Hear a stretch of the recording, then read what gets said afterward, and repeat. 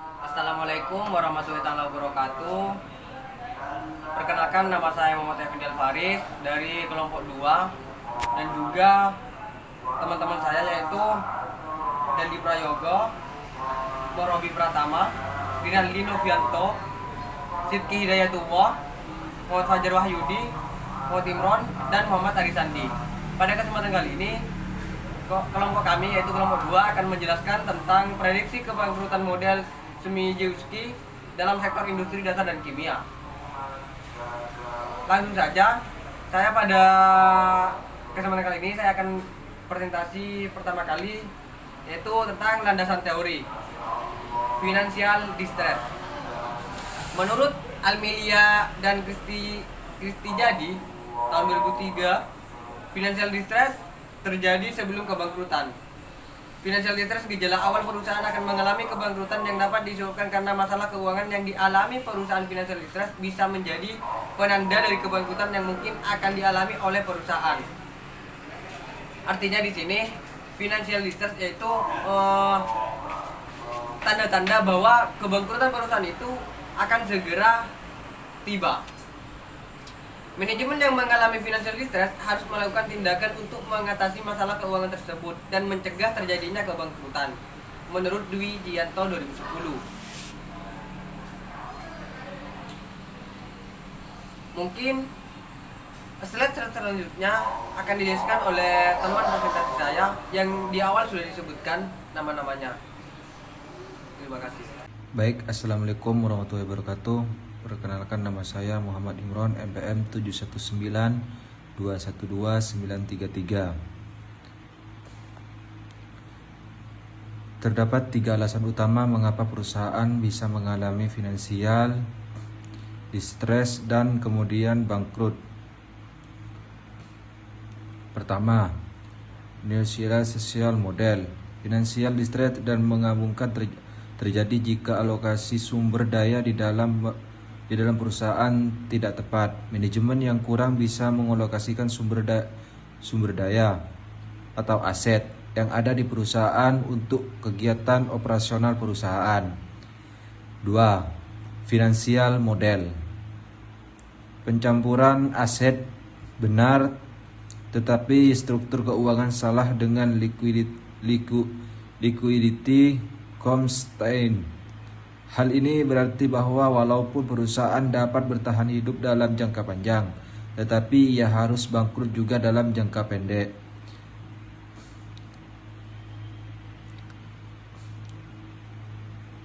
Tiga, financial model. Pencampuran aset benar tetapi struktur keuangan salah dalam liquidity constraint. Hal ini berarti bahwa walaupun perusahaan dapat bertahan hidup dalam jangka panjang, tetapi ia harus bangkrut juga dalam jangka pendek.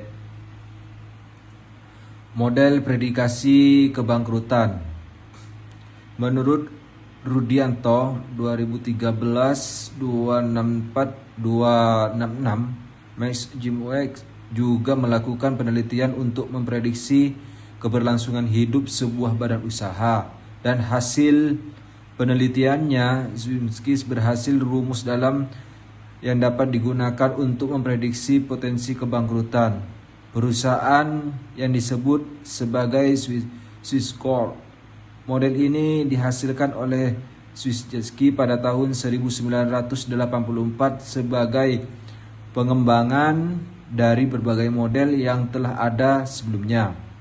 Zimski Squared adalah model rasio yang menggunakan multiple discriminant analysis atau MDA. Dalam metode MDA ini diperlukan lebih dari satu rasio keuangan yang berkaitan dengan kebangkrutan perusahaan untuk membentuk model lebih baik.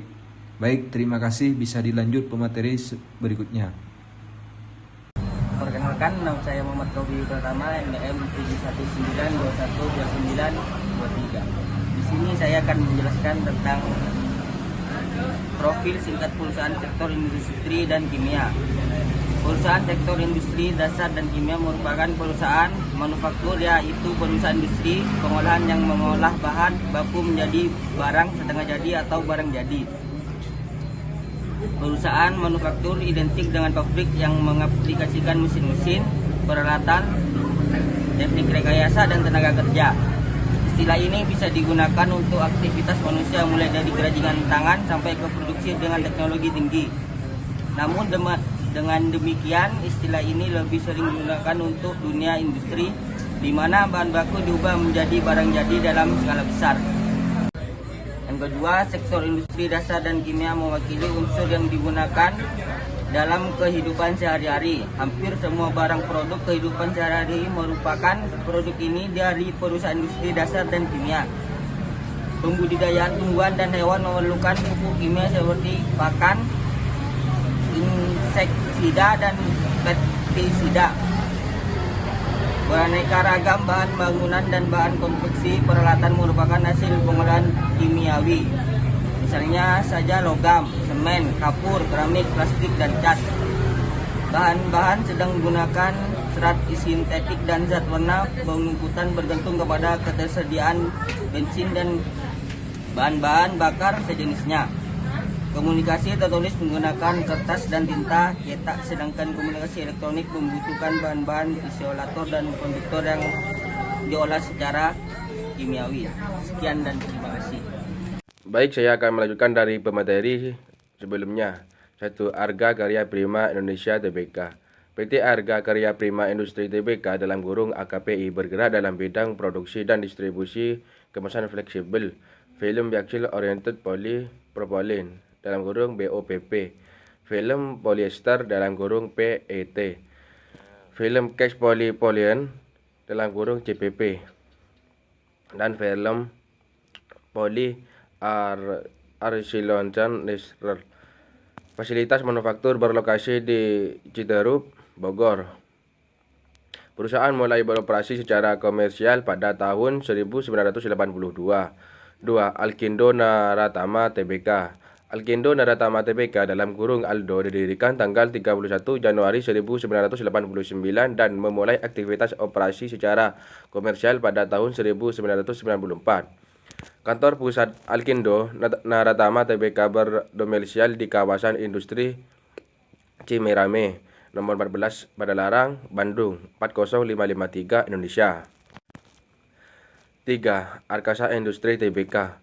PT Alakasa Industri Tbk dalam kurung Alka bergerak dalam bidang perdagangan umum, perwakilan produk atau agen, kontraktor, industri, manufaktur, dan fabrikasi, pengolahan produksi aluminium dan logam lainnya, percetakan, dan real estate. Perusahaan ini didirikan pada tahun 1972 dan mulai kegiatan komersialnya di industri aluminium pada tahun 1973. Pada tahun 2001, perusahaan melakukan restrukturasi dengan pengalihan kegiatan operasional spin-off kepada anak perusahaan PT Alakasa Extrusindo. Sejak saat itu, aktivitas utama perusahaan adalah berinvestasi di beberapa perusahaan yang bergerak dalam perdagangan dan di perusahaan industri aluminium. Pemegang saham terbesar perusahaan adalah Ribum Investment Limited, perusahaan yang didirikan di Singapura. 4. Asahimas Flat Glass Tbk. PT Asahimas Flat Glass Tbk dalam kurung AMFG bergerak di industri kaca, ekspor impor, dan sertifikasi mutu kaca. Produk perusahaan adalah kaca lembaran termasuk mirror glass dan safety glass termasuk automotive glass. Operasi komersial perusahaan dimulai pada bulan April 1973. Kenalkan, nama saya Muhammad Rizandi. Saya dari anggota kelompok 2 ingin meneruskan daftar isi dari makalah kelompok 2. 5. PT Barito Pacific Tbk. Barito Pacific Tbk bergerak dalam bisnis kehutanan, perkebunan, pertambangan, industri, properti, perdagangan, energi terbarukan, dan transportasi. Perusahaan dimiliki oleh sekelompok perusahaan yang dimiliki oleh Barito Pacific. Perusahaan mulai beroperasi secara komersial pada tahun 1983. 6. Karen Fox bergerak dalam bidang perkembangan dan budidaya ayam pedaging bersama dengan pengolahan makanan olahan, pelestarian ayam dan daging sapi termasuk unicol penjualan bukan unggas ayam dan daging sapi dan bahan sumber daya hewan tahun 1972. Grand Tribux adalah entitas induk utama perusahaan dan anak perusahaan. 7. Indo Semen Tunggal Prakasa Tbk. PT Indo Tunggal Prakasa Tbk adalah satu produsen semen di Indonesia. Indohin merupakan produsen terbesar kedua di Indonesia selain memproduksi semen, juga memproduksi beton pakai.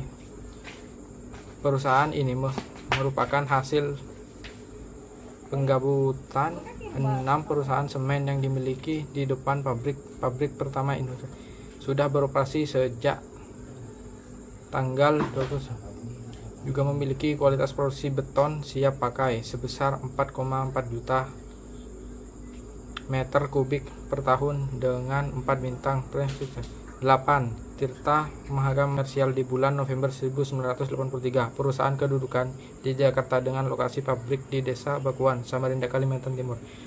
Tanpa salam, langsung saja analisis dan interpretasi model kebangkrutan pada tabel di samping berikut.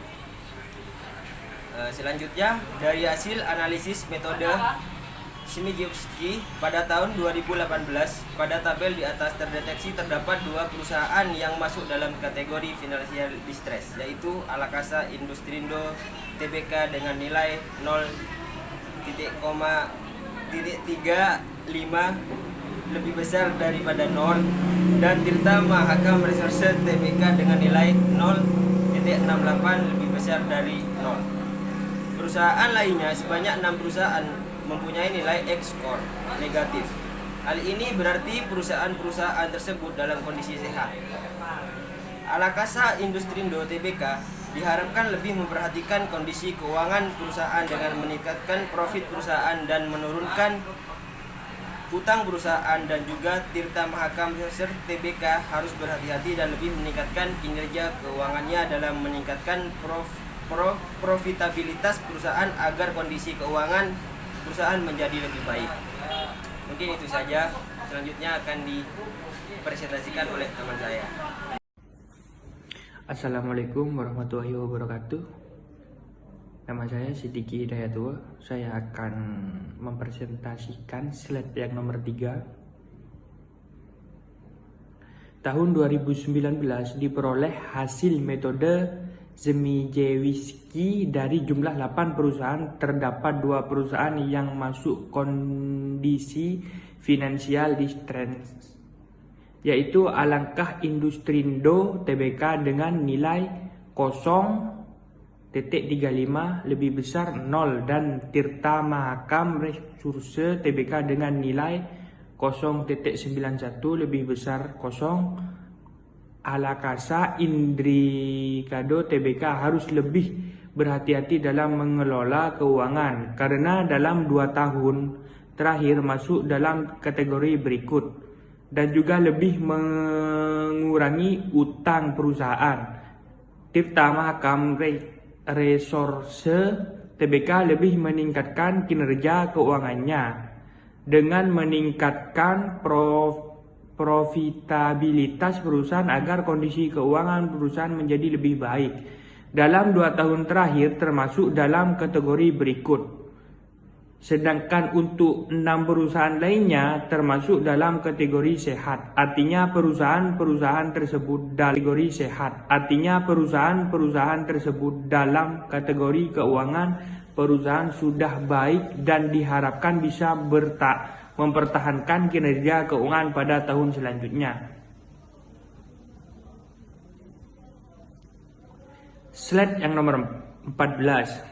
Tahun 2020 menunjukkan bahwa terdapat 1 perusahaan yang diprediksi mengalami financial distress, yaitu Tirta Mahakam Resources Tbk karena mempunyai X-score lebih besar kosong yaitu sebesar 2,31, sedangkan 7 perusahaan lainnya ekspornya bernilai negatif atau kurang dari 0. Maka disimpulkan bahwa 7 perusahaan tersebut dalam kondisi sehat.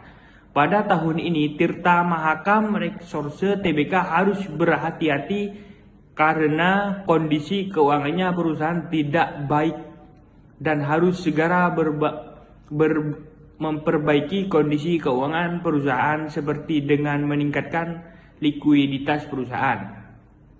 Sedangkan pada tahun 2001 sama dengan hasil analisis tahun 2020, Tirta Mahakam Resorse Tbk kembali mempunyai ekskor positif sebesar 9,76.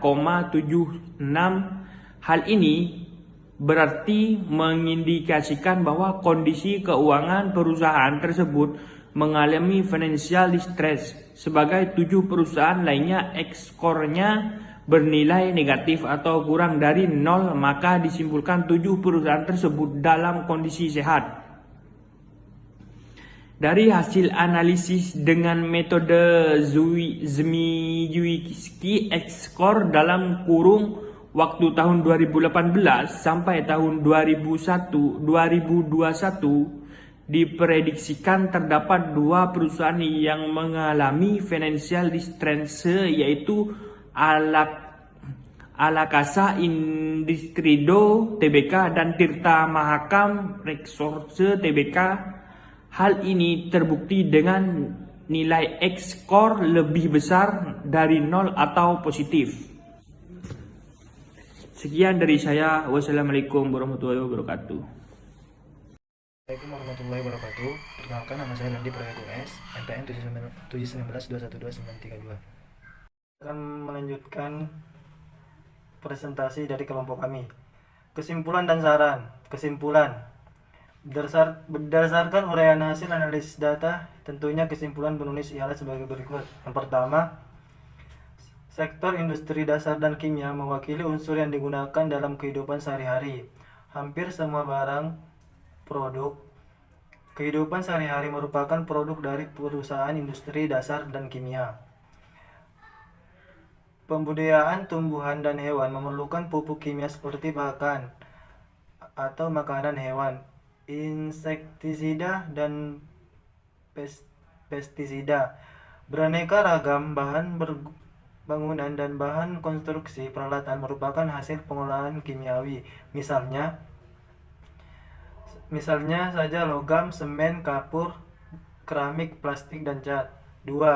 Dari hasil analisis metode Zmijewski pada tahun 2018, pada tabel di atas terdeteksi terdapat 2 perusahaan yang masuk dalam kategori financial distress, yaitu Alakasa Industrindo Tbk dengan nilai 0,35 lebih kecil dari 0, dan Tirta Mahakam Resorse Tbk dengan nilai 0,68 lebih kecil 0. Perusahaan yang lainnya sebanyak 6 perusahaan mempunyai nilai skor negatif. Saran. Adapun saran penulis ia sebagai berikut. 1. Pemerintahan dapat ikut adil dalam mengawasi produk serta kebangkrutan yang diprediksi dari setiap perusahaan industri dan kimia, supaya lebih banyak memberikan manfaat kepada masyarakat. 2. Adanya kesadaran setiap perusahaan untuk menindaklanjuti terhadap prediksi kebangkrutan yang akan terjadi kepada setiap perusahaan.